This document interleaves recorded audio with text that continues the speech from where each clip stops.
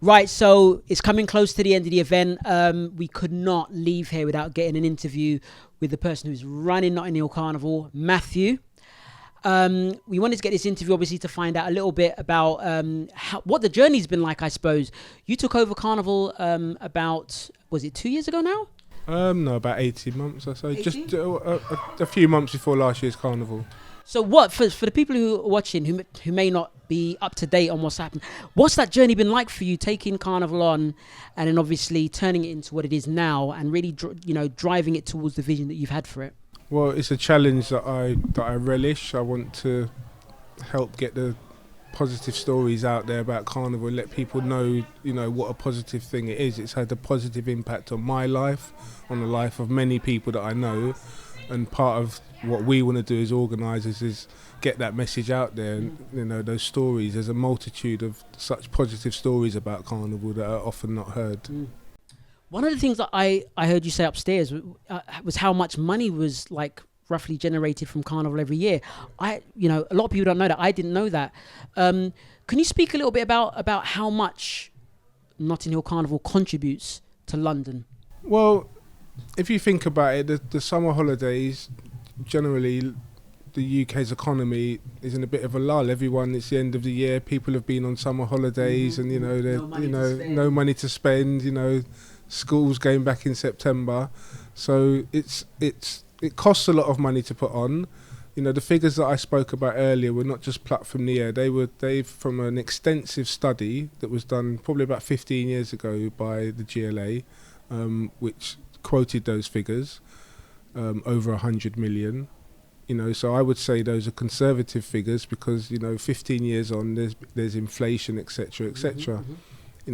It's not just money that people spend at stalls at Carnival. It's the flights that are coming into the UK, the hotels, the cash and carries that are selling a lot of stuff prior to Carnival. There's so many little add-on industries associated with Carnival that the money that's generated, we feel that the UK should be proud of Notting Hill Carnival. Not only does it do things for the community, it generates money for the whole country. The other thing I found that was quite interesting as well was the fact that you mentioned that Notting Hill Carnival is like the second biggest carnival in the world, pretty much, only second to Brazil, which is something to be proud about. Why do you think that message has not reached as many people as perhaps it should do? Everyone knows about Brazil, but don't you think, Notting Hill Carnival should really be recognised for being that big and making that big of a noise across the planet?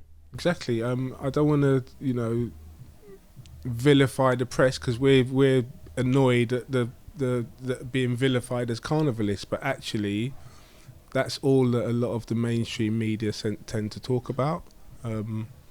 And we believe there's so much more to Carnival out there. Every year you see it's on the front page and it's on all the news headlines.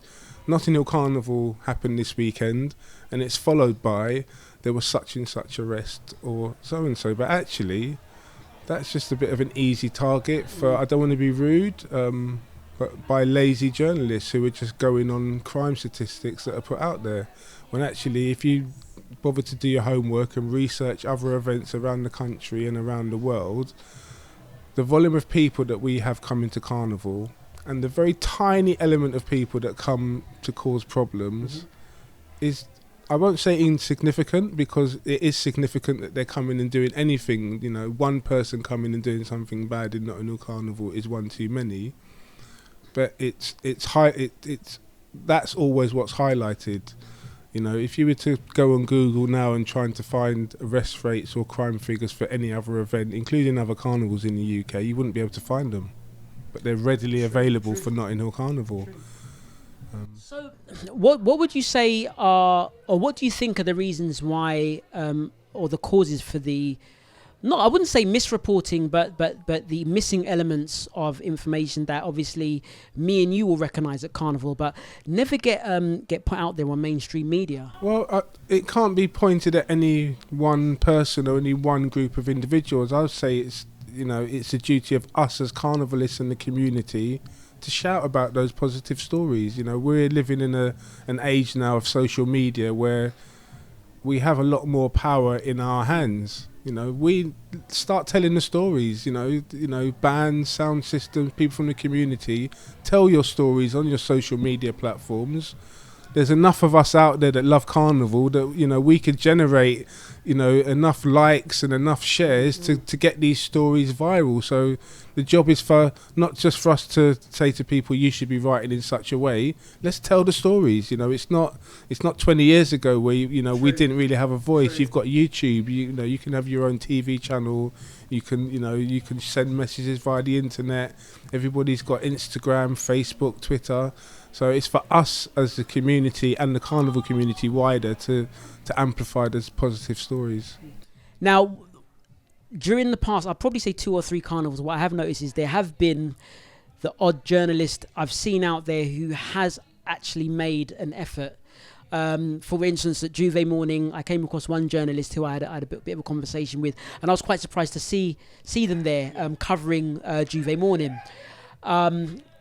If you were to give advice to perhaps journalists out there who wanted to try to find out a bit more, get a bit more involved, get to the meat and bones of what Carnival is and really start to perhaps give it the portrayal it deserves, what advice would you give to those journalists? Well, just go on our website. We have listings on there with contact details for the sound systems, the masquerade bands, the Calypsonians, the steel bands, the Brazilian bands. They're all on there. You can, look up the individual bands, see a brief bio, a little bit of history about the individual bands, as well as check out their websites and social media. So, there's an easy way for any journalist to get in direct contact with any of the contributors that go on that contribute to make Notting HIll Carnival what it is today. They're readily accessible and and willing to talk because we've all got positive stories and positive memories that we want to share.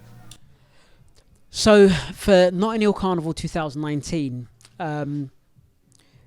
what can we expect for 2019? Last year was fantastic. I had a great time.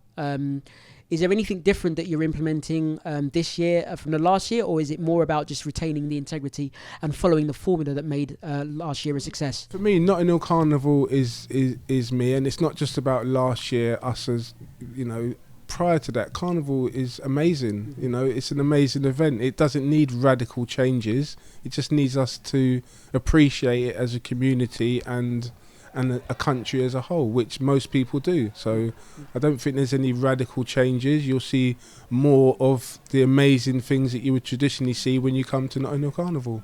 There is a slight increase this year, which we're very happy in the number of children's bands. There'll be 40 bands on the road on the Sunday, which are children's costumes, and they'll also be joined by 11 or 12 Dutty Mask bands. We have a few Brazilian bands and a couple of other small adult bands that will be coming out on the Sunday. And then on the Monday, the Grand Parade, the adults get to, free up and enjoy themselves, do their thing, like you say. Okay, so last question before I leave you. Where can people find out about how to get involved in Carnival? Because I find that, usually that's a bit of a problem. There are people out there who see things from the outside and don't quite get the access because they don't know how to do. For us, we take it for granted. We know who to call. We know how to look, what to look out for and how it works. But for the people who don't know much about Carnival and don't know all of the aspects, the steel pan bands, the live music, the masquerade bands, the sound systems, where would you say would be the best place to look for that information? The same place I spoke about earlier. Go on the website and you can find contact details for all of the bands. If you go onto their websites and social media accounts, you'll see a lot of them are looking for volunteers to help with their stewarding. They're looking for people to help make costumes. There's a number of ways to get involved. If you go on our website as well, you can find out how to be involved in the community stewarding program. I understand there's still a few places for that, so we'd encourage people who want to get involved from that side of it to just go on the website. You can contact us as the organisers as well as all of the participants. They're all listed on there. Okay.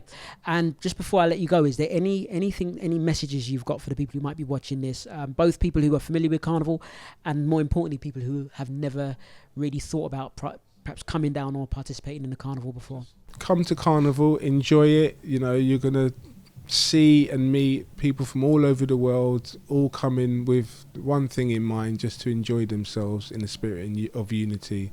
You know, we'd also urge people to come to the area and respect it when they come, because at the end of the day, the local community are opening up their doors or their homes, you know, their area, for the world to come and enjoy the wonderful festival we have. So we'd ask people to come and respect it, and also join us in respecting and paying tribute on the 2 days for the 72 people that died in the tragic Grenfell Tower fire.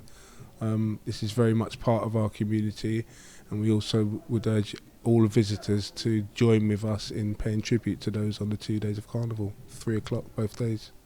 Okay, Matthew, well, thank you for that interview. You know, make sure you check out the website, get all the information you need, get involved, come down. It's going to be an amazing 2 days.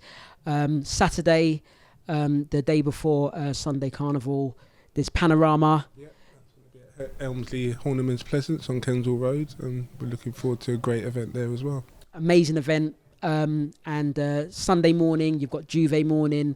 And then for the rest of Sunday and Monday, you've got 2 days of just fun. So thank you for that interview, Matthew. No problem. Thank you very much. Yeah, brilliant. Really enjoyed the press launch as well. Okay. Had a really good time. So hope you've enjoyed this video. This is Garvey Campbell with Matthew, the organizer of Notting Hill Carnival, and you have been watching Carnival Network.